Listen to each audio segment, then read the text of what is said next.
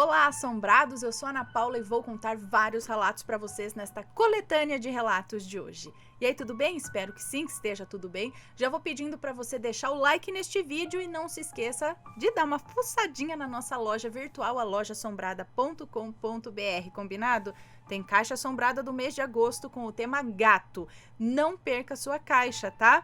Se ainda não é assinante, assine e receba a partir da caixa gato, e se não quiser assinar, você tem a opção da compra da caixa de forma avulsa. Nessa caixa tem camiseta de gato, tem eco bag de gato, tem gatinho de pelúcia que muda de humor, tá bom?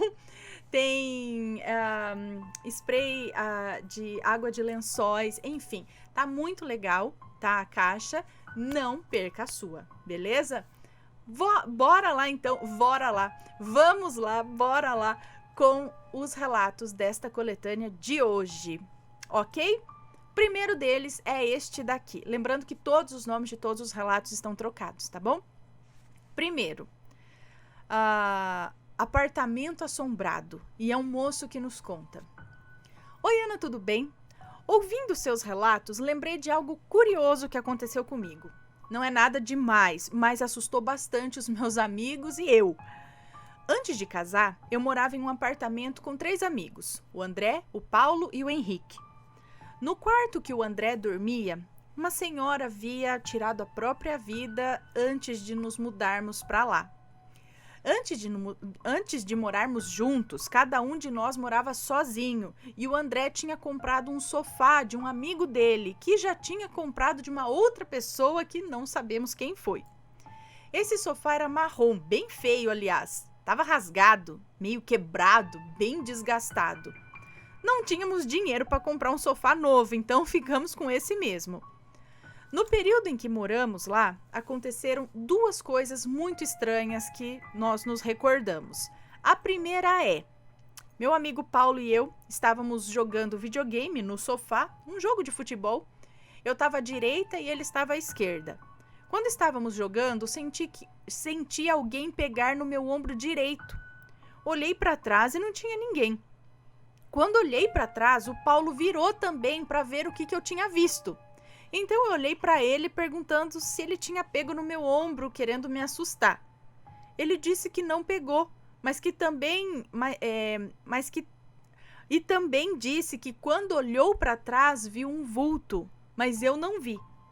Eu sei que ele não estava zoando, pois é um dos meus melhores amigos, que eu conheço há muito tempo, e por isso eu sei quando ele está zoando e quando não está. Não tinha como ele ter pego no meu ombro também, pois estava com a mão no controle do videogame. Ele também estava assustado e ficamos falando disso a noite inteira, nos questionando. Será coisa da nossa cabeça? A segunda coisa que aconteceu foi o seguinte. O meu amigo Paulo e eu estávamos jogando videogame nesse dia também, o mesmo jogo de futebol, e ouvimos uma respiração bem grossa, alta e ofegante atrás do sofá. Parecia a respiração de um animal. Pensamos que tinha alguém atrás do sofá querendo nos assustar. Olhamos atrás dele e não tinha ninguém. Nem na sala inteira tinha alguém, além de nós 2, né? Também ficamos assustados esse dia e falamos disso o dia inteiro. Ficamos tipo, mano, que diabos foi isso? Que bizarro! Depois de 5 anos morando juntos, Paulo, André, Henrique e eu nos mudamos. Cada um foi morar sozinho. E na mudança, ninguém quis levar o sofá do nosso apartamento, pois ele era muito velho, estava todo quebrado. Tentamos doar, mas ninguém quis também, afinal o sofá estava bem precário mesmo. Então o meu amigo Paulo quebrou o sofá inteiro, tirou todas as madeiras para jogar no lixo. Quando ele fez isso, encontrou uma foto muito sinistra, aterrorizante na verdade, dentro do sofá. Essa foto dava para ver que havia sido tirada há muito tempo atrás. Aparentava ter sido nos anos 60, pelo fato da foto ser meio fosca e desbotada. E aparentemente foi tirada por uma câmera antiga. Nessa foto tinha um homem com um olhar sinistro, sem empatia alguma e sem demonstrar sentimento também. Ele era muito magro e estava sem camisa. Parecia ser alguém que estava passando fome. O rosto dele era assustador, não tinha expressão alguma. Ele estava olhando para a câmera com um olhar sinistro, como o de alguém que não tem alma ou emoções. Parecia o olhar de uma pessoa que já estava morta por dentro. E o mais sinistro ainda é que tinha uma frase escrita nessa foto, mas não tinha sido escrita com caneta. Ela foi escrita aparentemente com uma faca ou algum outro objeto afiado, de forma que a frase tinha sido feita arranhando a foto. A frase escrita era a seguinte: "Você mereceu isso e agora é tarde demais." Eu e meus amigos ficamos super assustados, jogamos fora o sofá e nunca mais pisamos nesse apartamento novamente. Gente, eu já ia ficar assustada, podia ter qualquer foto lá dentro, porque não é para ter uma foto dentro de um sofá, gente. Qualquer foto que estivesse ali dentro já seria assustadora, assim, só por ter uma foto ali, né? Podia ser, sei lá, de qualquer foto. Você vai falar, o que é isso? O que tem uma foto aqui dentro do sofá? Ainda mais uma foto assustadora, sei lá, do cara aí esquisito. Tudo bem que tem uma época que o pessoal tirava foto assim mesmo, né? Não tinha, não era assim, era assim. Então aí já é assustador também. Mas estranho estar sem camisa também. Uma foto dessa época, né? Geralmente as pessoas se arrumavam mais assim para tirar foto. Não era uma coisa que a gente tira que nem hoje, tira, descarta, né?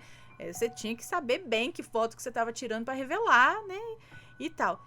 E essa escrita arranhada na foto, provavelmente alguém fez uma magia ali para essa pessoa, que pelo visto foi merecida, vai saber o que, e sei lá. Gente, olha só, a gente compra as coisas usadas e não imagina o que pode ter dentro dessa coisa, gente.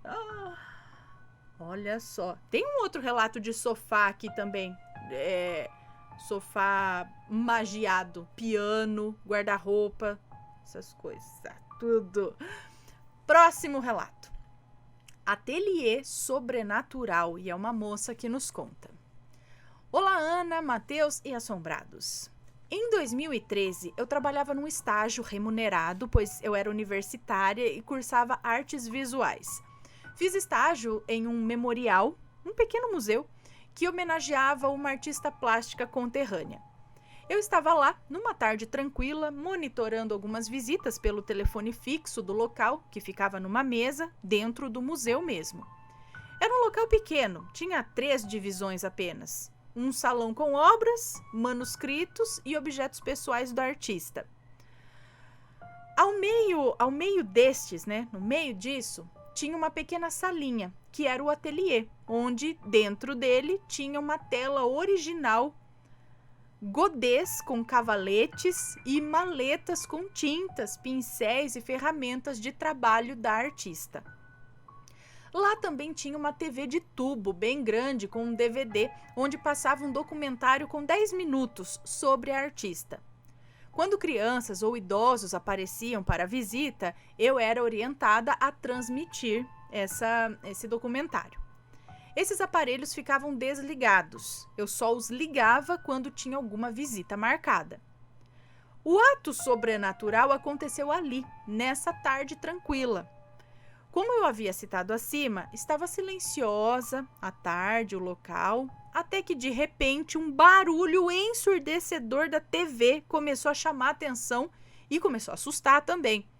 Era algo tentando conexão com a antena e o DVD ao mesmo tempo. Eu estava no banheiro, dei um pulo por causa do susto. Ai, foi horrível. Até a moça da cozinha foi olhar. Corremos nós duas para ver o que estava acontecendo no ateliê com a TV. Ao chegarmos no local, a tela da TV estava com faixas pretas e brancas, tentando conectar em algum canal.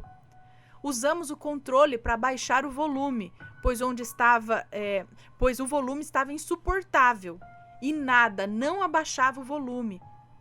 Eu fui desligar a TV manualmente e ela estava fora da tomada. Aí eu fiquei chocada. A moça da cozinha sentou num puff que tinha na sala, em choque também. E em questão de segundos, o som desligou e a TV apagou. E nós duas ficamos mudas e sem reação. Como assim, gente? A TV não estava nem na tomada. Ela ligou e tentou algo. Quem fez isso? Ou qual a explicação para isso? Tentei pesquisar diversas formas e diversas respostas para isso, mas, enfim, acredito que seja algo sobrenatural mesmo. Olha só que interessante, seria alguma coisa tentando contato através da TV? Por uma transcomunicação? Que legal sim, né? Dá um susto, mas que interessante. Ou se tiver alguma explicação aí, digam pra gente, né? Tava fora da tomada, ligar no volume, e ela falava que tentava, mexia ainda, né? Assim, ela tentava uma conexão, hora com DVD, hora com antena, é isso. Tava ali fazendo alguma coisa, não só ligou num chiado ou em alguma coisa, ou ligou o DVD, nada. E tentava uma conexão e fora da tomada. Uai, tem mais histórias ali? Aconteceu mais coisas nesse museu? Ou esse foi um caso isolado? Depois conta pra gente. Próximo relato. A mulher que me visitou de madrugada. E é uma moça que nos conta. Oi, Ana e assombrados, me chamo Fulana, sou de São Paulo e tenho 18 anos. Quando eu era pequena, minha família não tinha muito costume de ir à igreja, mas eu sempre cresci sendo ensinada sobre Deus e Nossa Senhora. Afinal, minhas avós são extremamente católicas. Na família do meu pai, tem vários relatos de parentes meus que viram alguma coisa sobrenatural. Relatos dos irmãos do meu pai e até mesmo o meu pai tem um relato e eu posso contá-lo uma outra hora. Esse relato aqui aconteceu no apartamento que eu morava há 8 anos atrás. Meus pais foram os primeiros donos desse apartamento. Se mudaram quando ainda estavam construindo os outros condomínios que tem aqui. O apartamento era até que grandinho. Meu quarto ficava ao lado do banheiro e o quarto dos meus pais na frente dele, tendo um pequeno corredor que levava até a sala. Naquela noite, em específico, eu tive muita dificuldade para dormir e minha mãe precisou ficar comigo até que eu pegasse no sono. Ela rezou comigo todas as orações que conhecia e me falou para eu pedir que o meu anjo da guarda me protegesse. Algo que eu sempre pedia antes de dormir, já que eu morria de medo de tudo e tinha pesadelos quase todas as noites. Eu acabei pegando no sono e depois de algum tempo eu acordei. Algo que me acontecia com frequência, inclusive. Então, eu apenas cocei os olhos, estiquei o braço para o móvel que tinha ao lado da minha cama para pegar o controle da televisão e assistir um pouco de TV, até pegar no sono de novo. O problema é que quando eu me virei para olhar a televisão, eu vi uma mulher, de cabelos compridos e castanhos, usando um vestido branco que ia até os joelhos, parada na porta do meu quarto.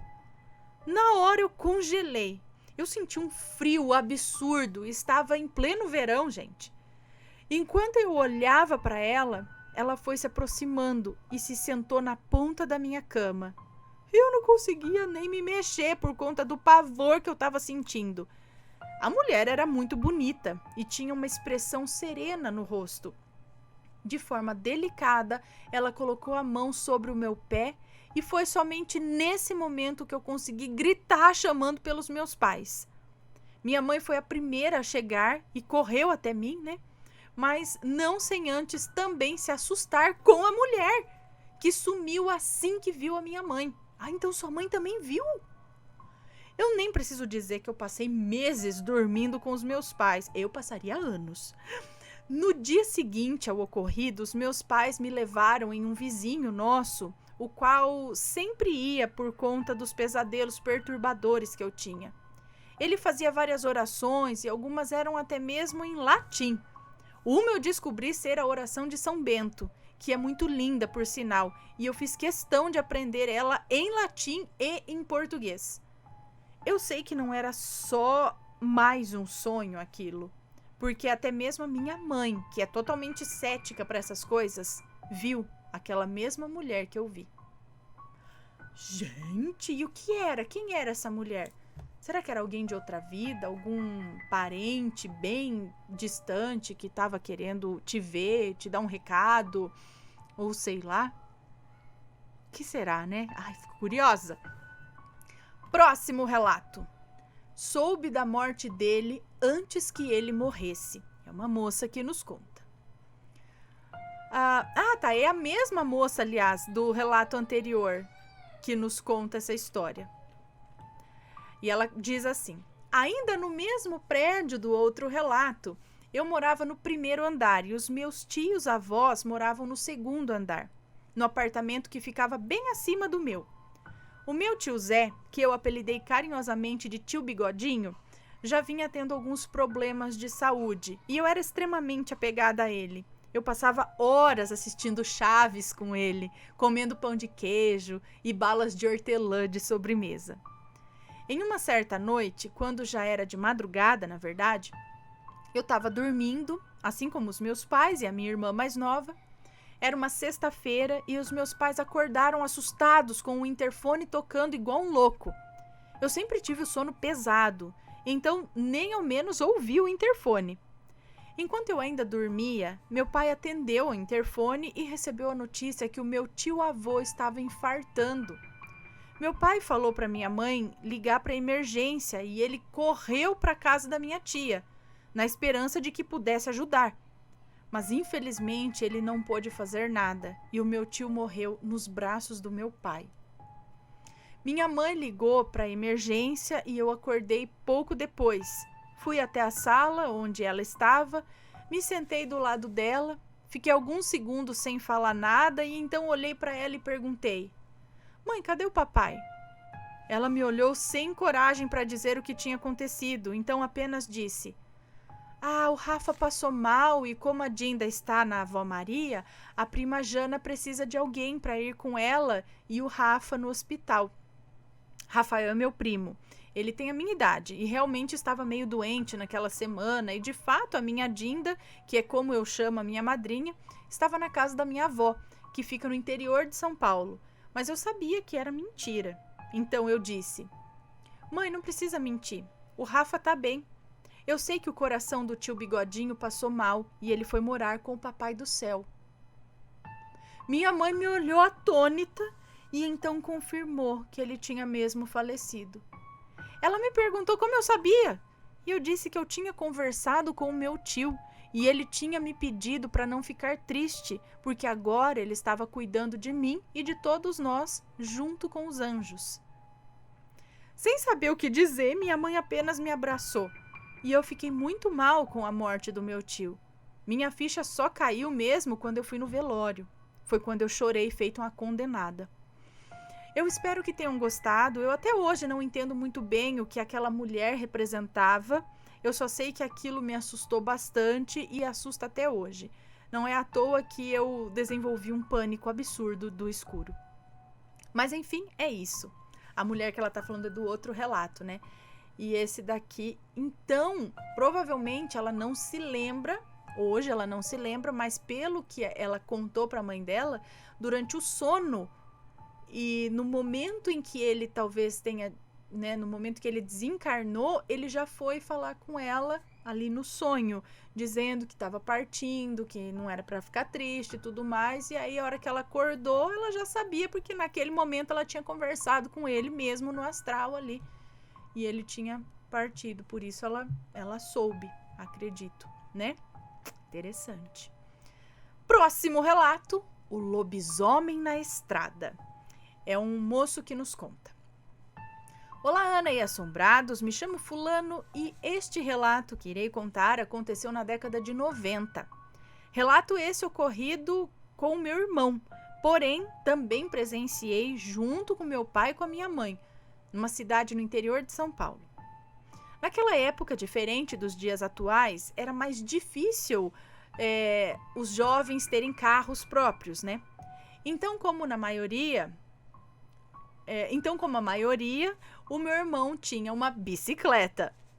Desse modo, fazia com que aos finais de semana ele fosse até a cidade, pois morávamos na área rural, onde então ele se deslocava até uma praça existente no centro da cidade, praça essa onde se encontrava com seus colegas e com sua namorada, que hoje é sua esposa.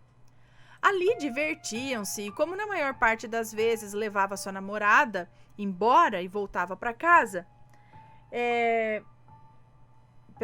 ali eles se divertiam e na maior parte das vezes ele levava sua namorada embora e depois voltava para casa. Porém, diferente dos outros finais de semana, nesse dia, em sua volta para casa, já tarde da noite, numa sexta-feira, os meus pais e eu acordamos e levantamos da cama ao som de gritos pedindo por ajuda. Então saímos de casa e percebemos que se tratava do meu irmão pedindo socorro, fazendo com que o meu pai fosse correndo em sua direção pela estrada, cerca de uns 200 metros de distância de casa.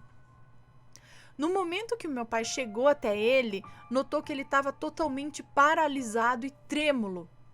Meu pai foi acalmando ele até chegar em casa.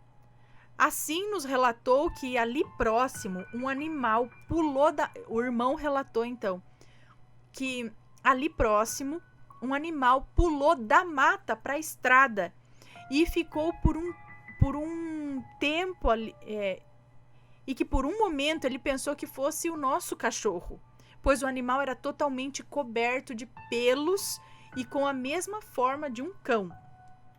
Porém, notou que não se tratava do nosso cachorro, já que o animal ou o ser, ele não soube expressar bem aquela coisa, na verdade, não atendeu pelo nome do nosso cachorro. Aquela criatura levantou-se e ficou no apoio de duas patas, Ele ficou só nas patas traseiras, em pé, com os pelos todos arrepiados e com os dentes todos à mostra. Assim que percebeu o meu pai correndo pela estrada, indo em direção ao meu irmão, foi aí que, com um salto, aquilo pulou sobre a cerca, sem tocar em um arame sequer, e desapareceu mata adentro. Diante disso, foi onde cheguei... Ai, a gata, que eu tô escutando um barulho, a Marie tá meio que desafogando aqui. Me perdi aqui. Diante disso, foi onde chegamos à conclusão de que aquilo era um lobisomem.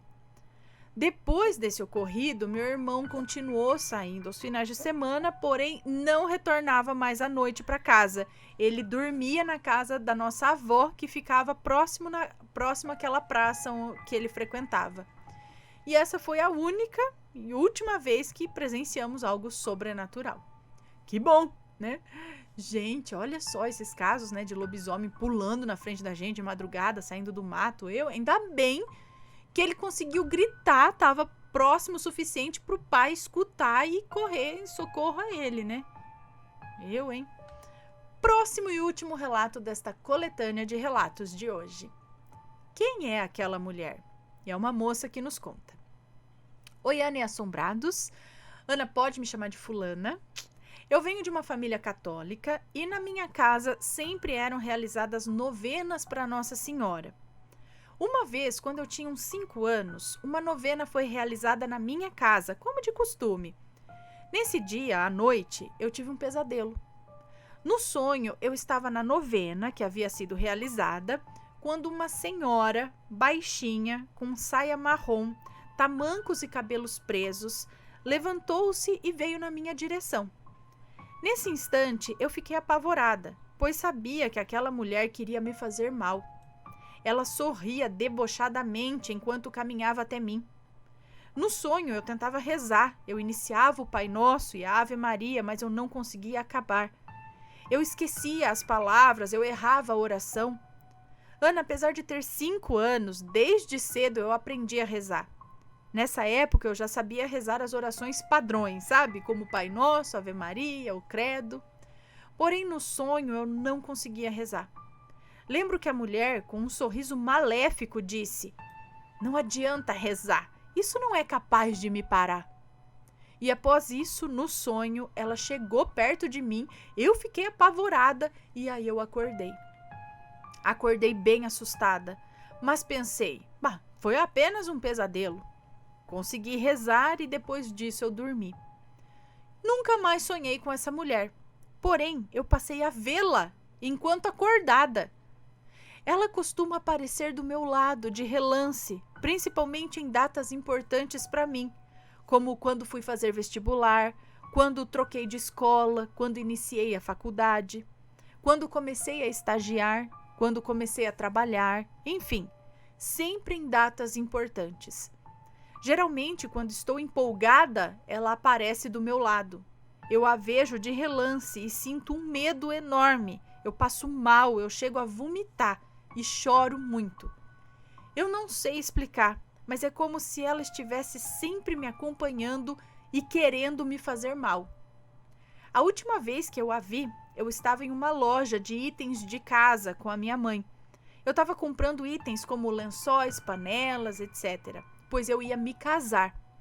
Lembro que estava em um corredor com a minha mãe, escolhendo um escorredor, e quando olhei para o final desse corredor, ela estava lá, com aquele olhar e com aquele sorriso terrível. Porém, quando eu pisquei, ela sumiu. Depois disso, passei mal e eu não consegui nem finalizar as compras.